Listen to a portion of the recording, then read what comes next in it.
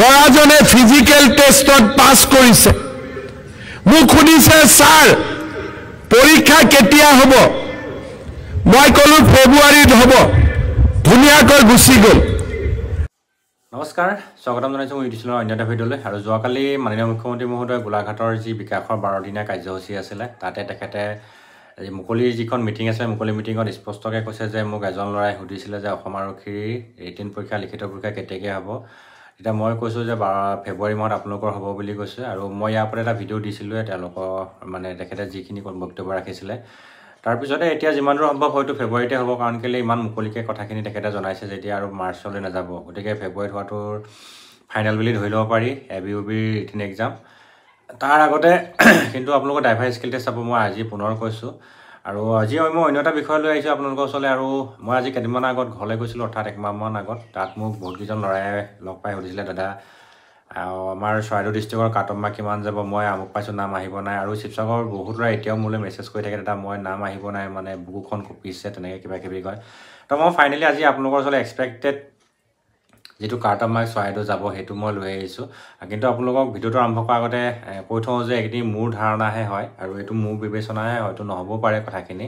কিন্তু আপোনালোকে যিহেতু সুধিছে গতিকে মই গোটেই ডিটেইলছ মেইলখিনি লিখি ৰাখিছোঁ আৰু আপোনালোকক জনাব বিচাৰিছোঁ চ' ভিডিঅ'টো আপোনালোকে শেষলৈকে চাব তেতিয়া গোটেই কথাখিনি বুজি পাব আৰু যিসকলে মোৰ চেনেলটো ফাৰ্ষ্ট টাইম চাইছে চেনেলটো ছাবস্ক্ৰাইব কৰি ৰাখিব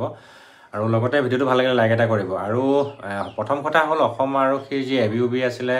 শিৱসাগৰ আৰু চৰাইদেউ ডিষ্ট্ৰিক্ট যুটীয়াভাৱে অনুষ্ঠিত কৰিছিলে লিগিপুখুৰীত তাত শিৱসাগৰ কিমান ল'ৰা পাছ কৰিলে সেইটো এটা মেইন আৰু চৰাইদেউ ডিষ্ট্ৰিক্টৰ কিমান ল'ৰা ছোৱালীয়ে পাছ কৰিলে সেইটো এটা মেইন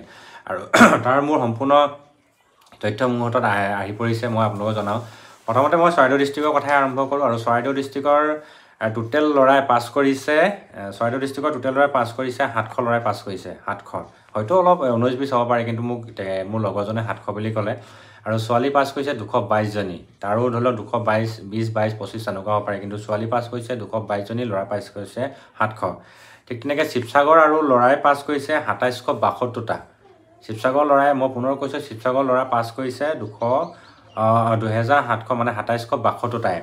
আৰু ছোৱালীৰ কথাটো এতিয়ালৈকে এক্সপেক্টেড তেখেতে কোৱা নাই তথাপিও তেখেতে জনাইছে যে ছোৱালী প্ৰায় 600-700 মান পাছ কৰিছে বুলি কৈছে এতিয়া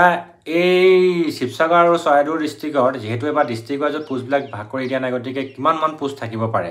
তাৰো এটা মই অনুপাত এটা উলিয়াইছিলোঁ 2022 বৰ্ষত যেতিয়া অসম আৰক্ষীৰ ডিষ্ট্ৰিক্ট ৱাইজত যিখিনি পদ মুকলি কৰিছিলে আমাৰ শিৱসাগৰ কিমান আছিলে চৰাইদেউ কিমান আছিলে তাৰ তুলনাত এটা মই অনুপাত উলিয়াইছিলোঁ যিটো অনুপাত আপোনালোকক মই ওচৰত জনাব বিচাৰিছোঁ 2022 চনত অসম আৰক্ষীৰ ABUBৰ শিৱসাগৰ ডিষ্ট্ৰিক্টৰ পোষ্ট আছিলে 22টা আছিলে AB ব্ৰাঞ্চৰ আৰু 11টা আছিলে EB ব্ৰাঞ্চৰ ঠিক তেনেকৈ আৰু চৰাইদেউ ডিষ্ট্ৰিক্টৰ AB ব্ৰাঞ্চৰ পোষ্ট আছিলে 18টা আৰু UB ব্ৰাঞ্চৰ পোষ্ট আছিলে 9টা আৰু আজি তাৰিখত আৰু এটা কথা কওঁ 2022 চনত বিভিন্ন ধৰণৰ বিভিন্ন বিভাগত তোমাৰ পোষ্টবিলাক ৰিজাৰ্ভেশ্যন আছিলে প্ৰায় 20% পোষ্ট ৰিজাৰ্ভেশ্যন আছিলে টোটেল আপোনালোকক জনাওঁ যে 20% পোষ্ট ৰিজাৰ্ভেশ্যন আছিলে তাত কি আছিলে তাত EWS আছিলে মানে NCC আছিলে VDB আছিলে তাৰপিছতে আকৌ মিলিটেঞ্চি এৰিয়া আছিলে তেনেকৈ ধৰি পিনি টোটেল আপোনালোকৰ প্ৰায় মানে 20% পোষ্ট ৰিজাৰ্ভেশ্যন আছিলে আৰু আজি তাৰিখত অকল পোষ্ট ৰিজাৰ্ভেশ্যন দিছে আপোনালোকৰ টি টাইপৰ পোষ্ট ৰিজাৰ্ভেশ্যন দিছে 3% দিছে আৰু আমাৰ শিৱসাগৰ চৰাইদেউ লগতে ডিব্ৰুগড় আৰু তিনিচুকীয়া যি 4খন ডিষ্ট্ৰিক্ট আছে তোমাৰ আস্ফা প্ৰযোজ্য হোৱাৰ কাৰণে তাত আপোনালোকৰ 8% ৰিজাৰ্ভেশ্যন দিছে আৰু সেই 8% আৰু 3% ৰিজাৰ্ভেশ্যন যদি আপোনালোকৰ প্লাছ কৰোঁ তেতিয়াহ'লে আপোনালোকৰ 8-11 হ'ব প্লাছ আকৌ NDP কেডাৰৰ কাৰণে পোষ্ট আছে 2% 11-2 আপোনালোকৰ 13% হ'ব ঠিক তেনেকৈ আৰু VDB আৰু NCC 1% ৰিজাৰ্ভেশ্যন আছিলে আৰু স্পৰ্টছ পাৰ্চনৰ 1% ৰিজাৰ্ভেশ্যন ঠিক তেনেকৈ চাবলৈ গ'লে আপোনালোকৰ আজি তাৰিখত প্ৰায় 16% মান পোষ্ট ৰিজাৰ্ভেশ্যন আছে স্পেচিয়েলি 4খন ডিষ্ট্ৰিক্টৰ প্লাছ কৰি গৈছে মই আৰু বেলেগৰ ডিষ্ট্ৰিক্টৰ কথাটো আলোচনা কৰা নাই ঠিক তেনেকৈ চাবলৈ গ'লে এতিয়া এটা কথা হ'ল মানে যিটো সমীক্ষা আছে এই সমীক্ষাটোতে যদি আপোনালোকক জনাওঁ আমাৰ শিৱসাগৰ ডিষ্ট্ৰিক্টৰ বা চৰাইদেউ ডিষ্ট্ৰিক্টৰ এতিয়া পোষ্ট আজি তাৰিখত মানে পোষ্ট থকাৰ সম্ভাৱনা আছে প্ৰায় চৰাইদেউ ডিষ্ট্ৰিক্টত যদি পোষ্ট থাকিব পাৰে এইটো মই আপোনালোকে পিছত মোক কমেণ্টত গালি নাপাৰিব মই এটা অনুমানিকহে হিচাপ এটাহে উলিয়াই দিছোঁ আপোনালোকৰ কাৰণে পোষ্ট থাকিব প্ৰায় 29টা থাকিব AB ব্ৰাঞ্চত 29টাতকৈ অলপ বেছি হ'ব পাৰে 29-30টা থাকিব পাৰে আৰু UB ব্ৰাঞ্চত থাকিব 22টা AB ব্ৰাঞ্চত মই পুনৰ কৈছোঁ AB ব্ৰাঞ্চত পোষ্ট থাকিব 29টা আৰু UB ব্ৰাঞ্চত থাকিব 22টা ঠিক তেনেকৈ শিৱসাগৰ ডিষ্ট্ৰিক্টৰ যদি চাওঁ শিৱসাগৰ ডিষ্ট্ৰিক্টৰ আপোনালোকৰ এভৰি ব্ৰাঞ্চৰ পোষ্ট থাকিব আপোনালোকৰ 36টা আৰু ইভৰি ব্ৰাঞ্চত থাকিব আপোনালোকৰ 26টা এইটোৱে আছে আজিৰ তাৰিখৰ শিৱসাগৰ আৰু চৰাইদেউ ডিষ্ট্ৰিক্টৰ আৰু মূল সমীক্ষা এতিয়া ইয়াৰ ক্ষেত্ৰত যদি মই কাৰ্টন মাৰ্ক যদি চাবলৈ যাওঁ আপোনালোকৰ আমাৰ শিৱসাগৰ ডিষ্ট্ৰিক্টৰ বা চৰাইদেউ ডিষ্ট্ৰিক্টৰ কাৰ্টন মাৰ্ক কিমান যাব পাৰে এই হিচাপত চাবলৈ গ'লে মই থুলমূলকৈ সেয়াও এটা সমীক্ষা উলিয়াইছিলোঁ চৰাইদেউ ডিষ্ট্ৰিক্টৰ আন ৰিজাৰ্ভত আপোনালোকৰ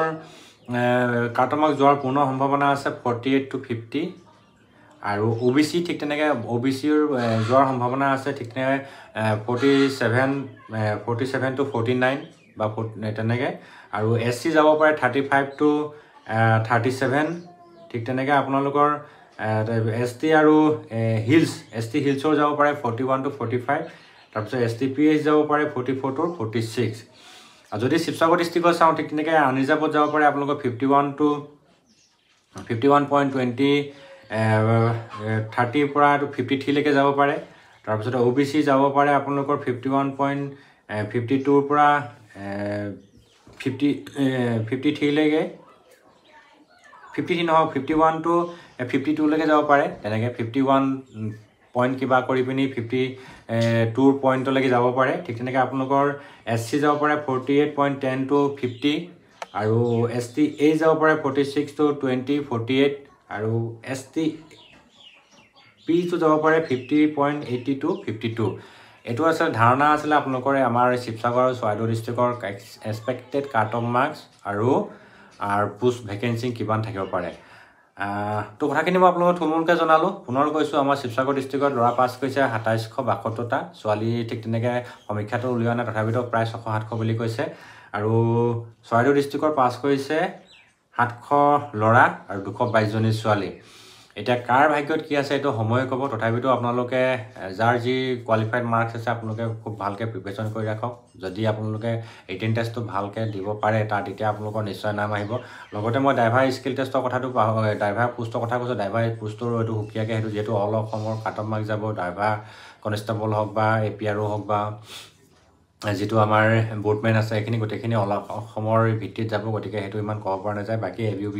থুলমূলকৈ মই আপোনালোকৰ সমীক্ষাটো উলিয়াই দিলোঁ চ' ভিডিঅ'টো ভাল লাগিলে লাইক এটা কৰি দিব সকলোকে শ্বেয়াৰ কৰি দিব এইটো ভাল খবৰ মই আপোনালোকক প্ৰথম জনাইছোঁ শিৱসাগৰ ডিষ্ট্ৰিক্টৰ হৈ পিনি সকলো ভালে থাকক ধন্যবাদ